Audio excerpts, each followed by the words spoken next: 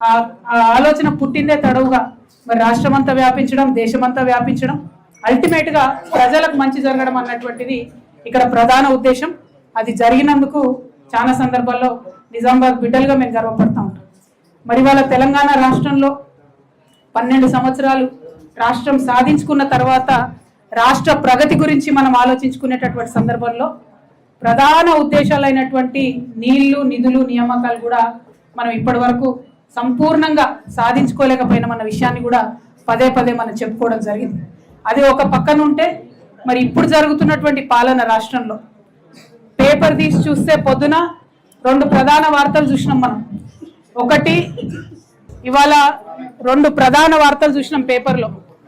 ఒకటి బస్సు కాలిపోయిన వార్త. నిన్నగాక మొన్ననే చేవెళ్ళ బస్సు కాలిపోయినప్పుడు అందరం మొత్తుకున్నాం, ఈ స్లీపర్ కోచ్ బస్సుల్ని మీరు రద్దు చేయండి దయచేసి అని కోరుకున్నాం.